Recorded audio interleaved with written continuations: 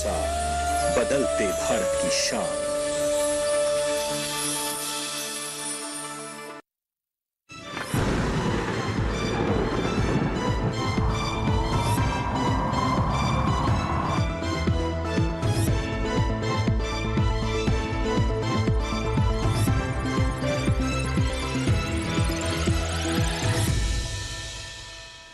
नमस्कार, आप सभी का स्वागत मौसम खबर में। मैं हूं मुकुल शर्मा। मौसम खबर में आपको हम बताएंगे देश के किन हिस्सों में हो सकती है भारी बारिश, कहां चलेंगी गरज के साथ तेज हवाएं, साथ ही मौसम से जुड़ी हर एक जानकारी।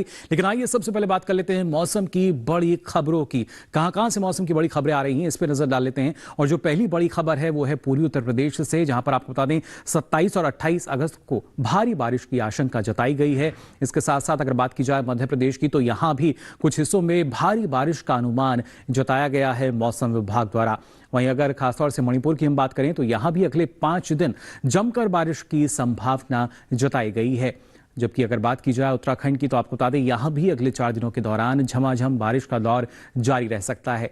और खासतौर से अगर बात की जाए सिक्किम की, तो आपको बता दें 27 अगस्त को यहां भारी बारिश का अनुमान जताया गया है मौसम विभाग द्वारा। अब आइए आगे बढ़ते हैं और नजर डालते हैं मौसम पूर्वानुमान पर। देश के कौन से ऐसे हिस्से जहां पर क्या कोई चेतावनी जारी की गई है, कहां नजर बनाए रखने की बात कही गई है मौसम विभाग द्वारा, ये जानकारी आपको हम दे देते हैं। और इस मैप के जरिए आपको बताने की कोशिश हम करते हैं क्या कुछ खास गतिविधि जो है वो दर्ज की जा सकेगी। सबसे पहले आपको बता दें जो हरा रंग है इस बात का सूचक कि इन क्षेत्रों में किसी भी तरह की कोई चेतावनी नहीं है। लेकिन जो पीला रंग आप देख पा रहे हैं, और इसमें हम बात करते हैं जम्मू कश्मीर की, लेह लद्दाख की, गिलगित, साथ ही हिमाचल प्रदेश, तो यहां पर कुछ जगह भारी बारिश हो सकती है। और खासतौर से ओडिशा की अगर बात की जाए तो यहां भी भारी बारिश का अनुमान जताया गया है। जबकि अगर हम बात करते हैं यहां पूर्वी उत्तर प्रदेश की या फिर हमारे पूर्वोत्तर राज्यों की बात की जाए तो यहां पे गरज के साथ तेज हवाएं चल सकती हैं, इस तरह का अनुमान जताया गया है मौसम विभाग द्वारा।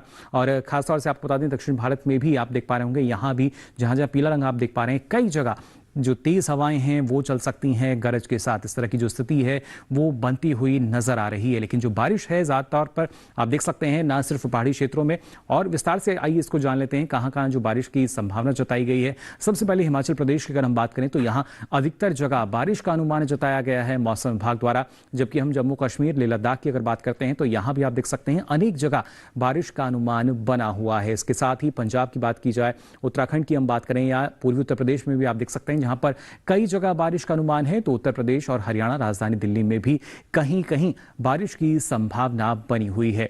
पूर्वी भारत का रुख कर लेते हैं। आप देख सकते हैं यहां पर खासतौर से ओडिशा, झारखंड की अगर हम बात करते हैं तो यहां अनेक जगह बारिश का अनुमान है। और ऐसी स्थिति नागालैंड, मणिपुर, मिजोरम और त्रिपुरा में भी आपको नजर आ रही होगी। जबकि अरुणाचल प्रदेश, असम, मेघालय की बात की जाए, उपमहाद्वीप पश्चिम बंगाल, सिक्किम की हम बात करें, गांगे पश्चिम बंगाल की बात करें, यहां भी कई जगह बारिश का अनुमान है। दक्षिण भारत की स्थिति आइए देख लेते हैं। आप देख सकते हैं तटीय कर्नाटक, केरल की अगर बात की जाए, लक्षद्वीप में भी अधिकतर जगह बारिश का अनुमान है। तो तमिलनाडु, पुडुचेरी में और भीतरी उत्तरी कर्नाटक की बात करें तो यहां भी अनेक स्थानों पर बारिश होगी। साथ ही रायलसीमा और भीतरी दक्षिण कर्नाटक की अगर हम बात करते हैं, उत्तरी कर्नाटक की, तटीय आंध्र प्रदेश की, तो यहां भी कई जगह बारिश का अनुमान जताया गया है। तेलंगाना में भी कुछ एक जगह बारिश होगी। और मध्य भारत की स्थिति आइए देख लेते हैं। कोंकण, गोवा की अगर बात की जाए तो यहां अनेक जगह बारिश का अनुमान जताया गया है। जबकि जो बाकी राज्य हैं यानी मध्य प्रदेश की बात की जाए, छत्तीसगढ़ की हम बात करें, विदर्भ की बात की जाए तो यहां भी कई जगह बारिश का अनुमान है। जबकि राजस्थान की बात की जाए, सौराष्ट्र कच्छ की हम बात करें तो यहां कुछ एक जगह बारिश होगी। पिछले 24 घंटों के दौरान क्या स्थिति दर्ज की गई है देश के अलग अलग हिस्सों में, आइए जान लेते हैं। बारिश जो है वो कहां कहां दर्ज हुई है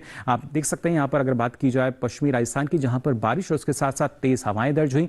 और ऐसी स्थिति हमने देखी पूर्वी उत्तर प्रदेश में भी, जहां बारिश के साथ साथ तेज हवाएं जो हैं दर्ज की गई। हिमाचल प्रदेश में भी आप देख पा रहे होंगे बारिश और तेज हवाएं, साथ ही पंजाब में भी, जम्मू कश्मीर और उसके साथ साथ लेह लद्दाख में भी। जबकि उत्तराखंड में भी बारिश के साथ तेज हवाएं दर्ज हुई। तो पश्चिमी उत्तर प्रदेश में कई जगह जो बारिश है वो दर्ज की गई। इसके साथ ही अगर पूर्वोत्तर राज्यों की बात की जाए, देखिए लगातार जो बारिश का दौर है वो यहां जारी रहा है। जबकि असम, मेघालय में बारिश के साथ साथ तेज हवाएं भी दर्ज हुई। और ऐसी स्थिति हमने देखी ओडिशा की बात करें, झारखंड की बात की जाए, गांगे पश्चिम बंगाल, बिहार और सिक्किम, यहां भी बारिश के साथ साथ तेज हवाएं दर्ज हुई। वहीं लक्षद्वीप और अंडमान निकोबार में भी आप देख पा रहे होंगे यहां भी जो बारिश है वो दर्ज की गई। साथ ही केरल में भी, जबकि तमिलनाडु, पुडुचेरी में आप देख पा रहे होंगे बारिश और उसके साथ साथ तेज हवाएं। रायलसीमा और तटीय आंध्र प्रदेश में भी बारिश के साथ साथ तेज हवाएं दर्ज हुई। जबकि जो कर्नाटक के हिस्सों की हम बात करें, तेलंगाना की बात की जाए तो यहाँ भी जो बारिश है वो पिछले 24 घंटों के दौरान दर्ज की गई। इसी तरह खासतौर से मध्य भारत की स्थिति आइए देख लेते हैं। कोंकण, गोवा, मध्य महाराष्ट्र, मराठवाड़ा की अगर बात की जाए तो यहाँ भी पिछले 24 घंटों के दौरान जो बारिश है वो दर्ज की गई। और इसके साथ साथ मध्य प्रदेश, छत्तीसगढ़ की हम बात करें यहाँ भी, और इसके साथ साथ गुजरात, सौराष्ट्र, कच्छ में भी आप देख पा रहे होंगे यहाँ भी पिछले 24 घंटों के दौरान जो बारिश है वो दर्ज की गई। तो जाना आपने मौसम की परिस्थितियां कैसी बनी हुई हैं। फिलहाल मौसम खबर में यहाँ वक्त तो चला एक छोटे से ब्रेक का। ब्रेक से लौटेंगे तो आपको बताएंगे और क्या कुछ खास रहेगा मौसम में। आप बने रहिए दूरदर्शन किसान पर।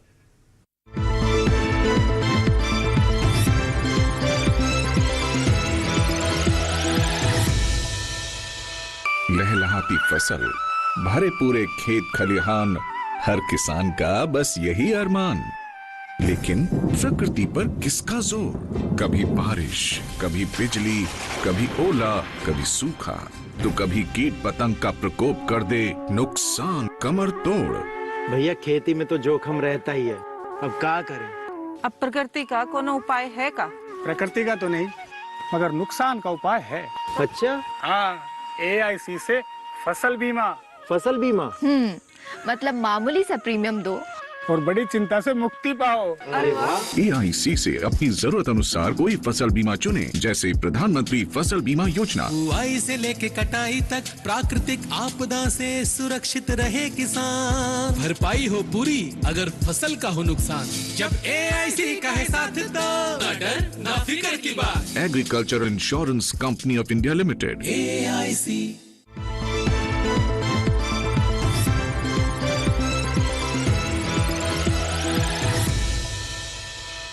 ब्रेक के बाद आप सभी का एक बार फिर स्वागत मौसम खबर में। जाना आपने देश के अलग अलग हिस्सों की अगर बात की जाए तो कई जगह भारी बारिश, साथ ही तेज हवाएं दर्ज हुई।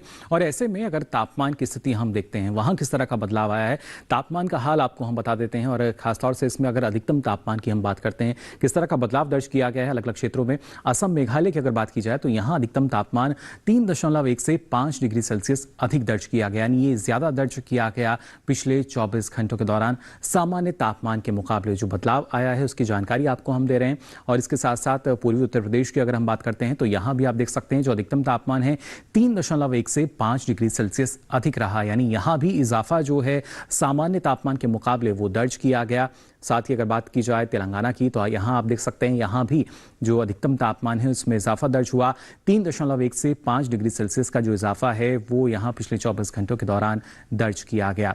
जबकि अगर बात की जाए, आप देख सकते हैं यहाँ पर उत्तर पश्चिम भारत की, जम्मू कश्मीर की अगर हम बात करते हैं, लेह लद्दाख, साथ ही हिमाचल प्रदेश, उत्तराखंड, पंजाब और उत्तर प्रदेश की अगर बात की जाए तो यहाँ भी 1.6 से 3 डिग्री सेल्सियस अधिक रहा है अधिकतम तापमान सामान्य तापमान के मुकाबले पिछले 24 घंटों के दौरान, यानी इजाफा जो है वो यहाँ पर दर्ज किया गया है। इसके साथ ही अगर बात की जाती है छत्तीसगढ़ की, ओडिशा की, गांगे पश्चिम बंगाल और साथ ही आप अरुणाचल प्रदेश में भी देख सकते हैं, यहाँ भी जो अधिकतम तापमान है 1.6 से 3 डिग्री सेल्सियस अधिक, यानी यहाँ भी ये ज्यादा दर्ज किया गया है अधिकतम तापमान सामान्य तापमान के मुकाबले।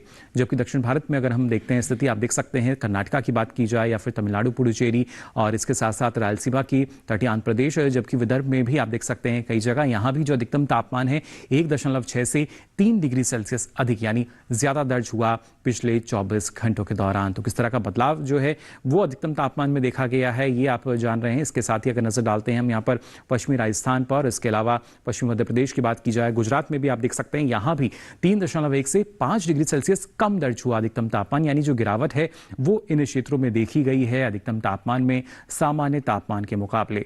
जबकि हम पश्चिम बंगाल और सिक्किम की बात करें तो यहाँ भी ये करीब 1.6 से 3 डिग्री सेल्सियस कम दर्ज हुआ अधिकतम तापमान जो है सामान्य तापमान के मुकाबले, यहाँ भी जो गिरावट है वो दर्ज की गई।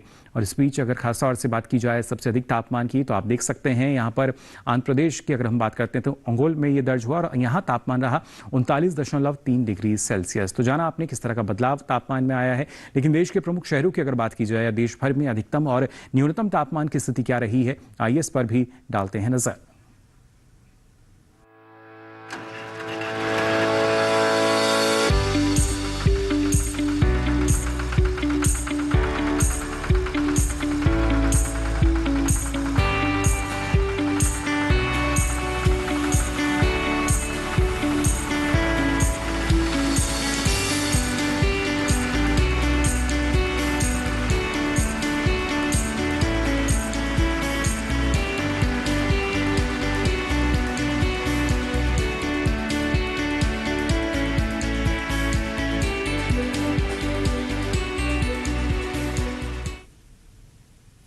और इसी के साथ ही मौसम खबर में यहाँ वक्त तो चला एक और छोटे से ब्रेक का। ब्रेक से लौटेंगे तो आपको बताएंगे और क्या कुछ खास रहेगा मौसम में। आप बने रहिए दूरदर्शन किसान पर।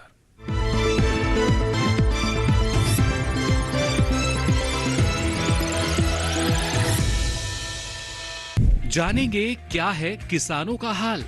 हम पहुंचेंगे आपके गांव। मिलेगा सरकारी योजनाओं का ज्ञान। जब लगेगी चौपाल, देखिए चौपाल चर्चा सोमवार से शुक्रवार सुबह 9 बजे सिर्फ दूरदर्शन किसान पर।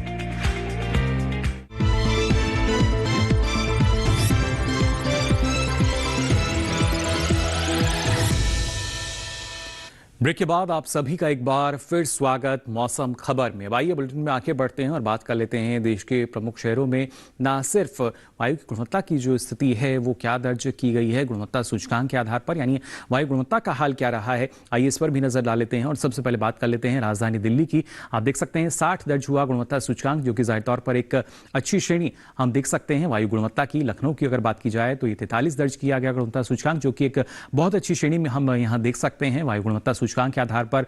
पटना की भी अगर बात की जाए तो 55 रहा गुणवत्ता सूचकांक, जो कि एक बार फिर से अच्छी श्रेणी में नजर आई यहाँ वायु गुणवत्ता की अगर बात की जाए।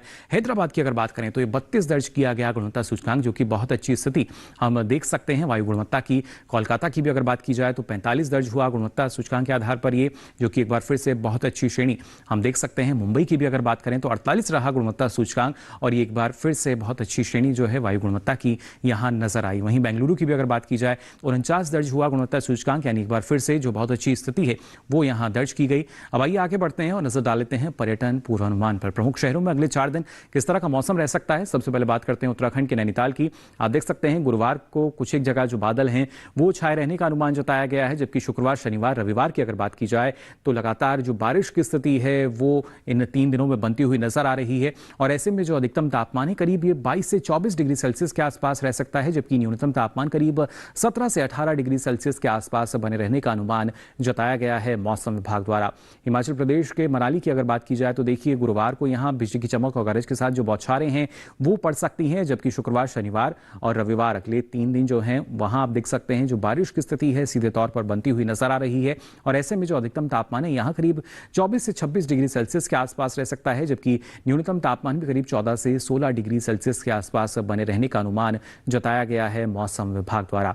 गुजरात के पोरबंदर की अगर हम बात करें तो देखिए गुरुवार शुक्रवार शनिवार रविवार चारों ही दिन बिजली की चमक और गरज के साथ साथ जो बौछारें हैं वो कुछ जगह पड़ने का अनुमान जताया गया है। और ऐसे में जो अधिकतम तापमान है वो आप देख सकते हैं करीब 32 से 33 डिग्री सेल्सियस ये रह सकता है, तो वहीं न्यूनतम तापमान भी करीब 25 से 26 डिग्री सेल्सियस के आसपास बने रहने का अनुमान जताया गया है पोरबंदर में। तो जाना आपने अगले 4 दिन किस तरह का मौसम आपको यहाँ मिल सकता है। राजस्थान के जोधपुर की अगर बात की जाए तो देखिए गुरुवार को यहाँ पर बिजली की चमक और गरज के साथ कुछ एक जगह जो बौछारें हैं वो पड़ती हुई नजर आ रही हैं, जबकि शुक्रवार की हम बात करें तो सीधे तौर पर जो बारिश की स्थिति है वो आप देख सकते हैं। साथ ही शनिवार रविवार में आप देख पा रहे होंगे जो कुछ एक जगह जो बादल हैं वो जरूर छाए हुए रह सकते हैं। और ऐसे में अगर हम अधिकतम तापमान पर नजर डालें तो ये करीब 31 से 32 डिग्री सेल्सियस रहेगा, वहीं न्यूनतम तापमान करीब 24 से 25 डिग्री सेल्सियस रह सकता है। पंजाब के अमृतसर की अगर बात की जाए तो अमृतसर में भी आप देख सकते हैं यहाँ गुरुवार को बारिश की स्थिति बनी हुई है, जबकि शुक्रवार शनिवार रविवार की हम बात करें तो अगले 3 दिन कुछ एक जगह जो बादल हैं वो जरूर छाए हुए आपको यहाँ पर मिल सकते हैं अगर आप यहाँ जाना चाहते हैं या यहाँ पर मौजूद हैं तो। और ऐसे में जो अधिकतम तापमान करीब 34 से 35 डिग्री सेल्सियस रहेगा, तो न्यूनतम तापमान भी 26 से 27 डिग्री सेल्सियस के आसपास बने रहने का अनुमान जताया गया है मौसम विभाग द्वारा।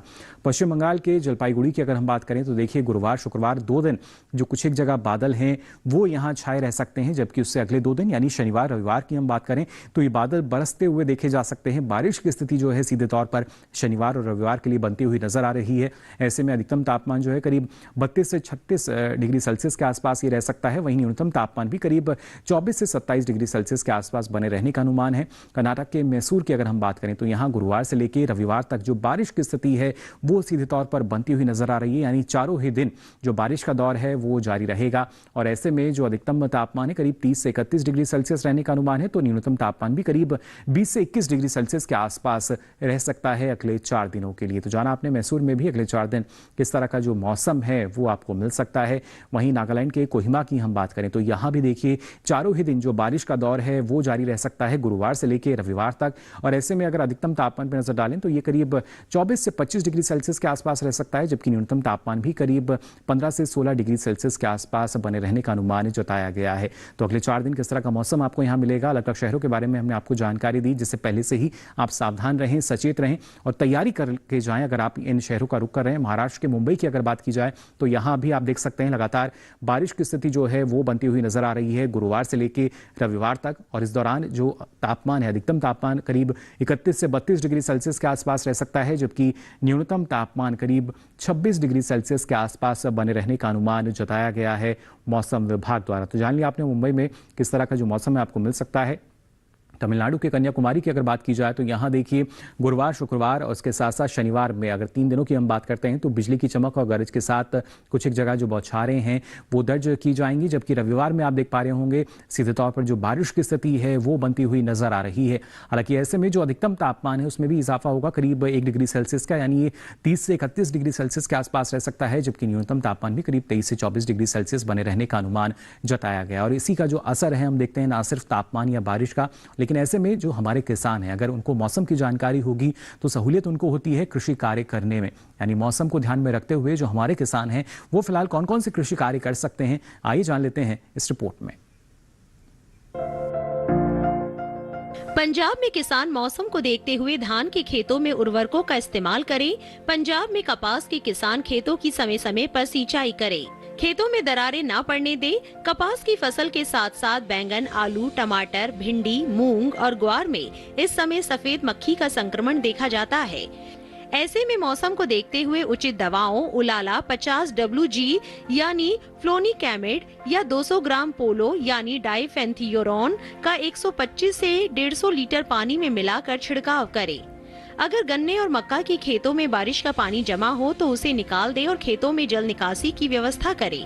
साथ ही गन्ने में जरूरत पड़ने पर उर्वरकों का छिड़काव करें। मक्के की फसल में जल भराव की वजह से अगर नुकसान हो रहा है तो 3% के हिसाब से यूरिया के घोल का छिड़काव करके इसके नुकसान को कम किया जा सकता है। यहाँ इस मौसम में आम, अमरूद, लीची, लौकी और सब्जियों की बुआई की जा सकती है।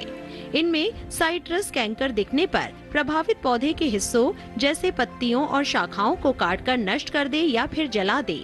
हरियाणा के कपास और मूंग के किसान कीटों की निगरानी करें और प्रकोप दिखने पर उचित दवा का छिड़काव करें। इस समय भिंडी और बैंगन जैसी सब्जियों में फल छेदक कीट देखा जाता है, प्रभावित सब्जियों को नष्ट कर दे।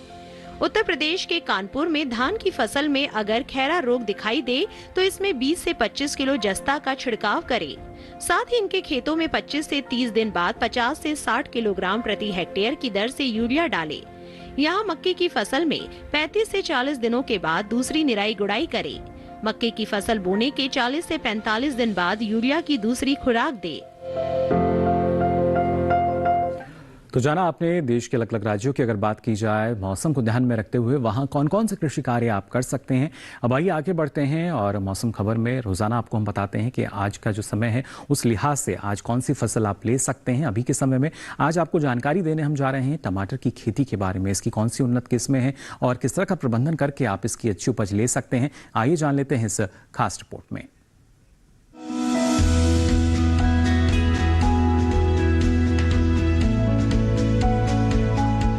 टमाटर के लिए जीवांश वाली बलुई दोमट और दोमट मिट्टी इसके लिए ज्यादा उपयुक्त होती है।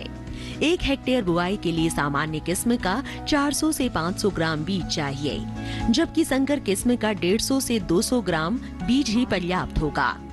जिन किसानों की पौध तैयार हो गई है वो अब इसकी रुपाई कर ले।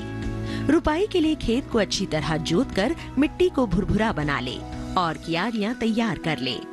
हर क्यारी 0.75 मीटर चौड़ी और जरूरत के हिसाब से 5 से 10 मीटर लंबी हो सकती है। ध्यान रहे कि सीमित बढ़वार वाली फसल के लिए कतार से कतार के बीच की दूरी 60 सेंटीमीटर और पौध से पौध की दूरी 45 सेंटीमीटर होनी चाहिए, जबकि असीमित बढ़वार वाली फसलों में कतार से कतार की दूरी 75 सेंटीमीटर और पौध से पौध के बीच की दूरी 50 सेंटीमीटर होनी चाहिए। रुपाई दोपहर बाद करना ज्यादा बेहतर रहेगा। रुपाई के तुरंत बाद जरूरत हो तो हल्की सिंचाई कर दे। बाद में जब भी आवश्यक हो तो पानी देते रहे। खरपतवार नियंत्रण के लिए समय समय पर निराई गुड़ाई करते रहे। टमाटर में कई तरह की बीमारियां भी लग सकती है। झुलसा रोग में पुरानी पत्तियां पीली हो जाती है। टमाटर की फसल में विषाणु से फैलने वाला मौजिक रोग भी खतरनाक है। इसमें पत्तियां सिकुड़ जाती हैं और पौधों की बढ़वार रुक जाती है। रोकथाम के लिए सिकुड़ी पत्तियों को उखाड़ कर जला दे। टमाटर में पत्ती, तना और फल भेदक कीट लगते हैं। इससे ग्रसित पत्तियां गिर जाती हैं। रोकथाम के लिए विशेषज्ञों की सलाह पर उचित दवाओं का छिड़काव करें। तो जाना आपने कैसे बेहतर ढंग से आप टमाटर की जो खेती है वो कर सकते हैं। अच्छी उपज इस मौसम में भी आप ले सकते हैं। और आपको बता दें, अब ये सारी जानकारी जो है आप देख सकते हैं डीडी किसान के यूट्यूब चैनल पर भी। इसके लिए आपकी टीवी स्क्रीन पर जो QR कोड दिखाया जा रहा है इसे आप स्कैन करें, जिसके बाद आप पहुंचेंगे डीडी किसान के यूट्यूब चैनल पर और यहाँ मौसम खबर के साथ अब ये सारी जानकारी अब आप कभी भी कहीं भी ले सकेंगे। तो फिलहाल के लिए इस बुलेटिन में बस इतना ही। मौसम की ताज़ा जानकारियों के साथ फिर होंगे हाजिर। तब तक के लिए दीजिए इजाजत। नमस्कार।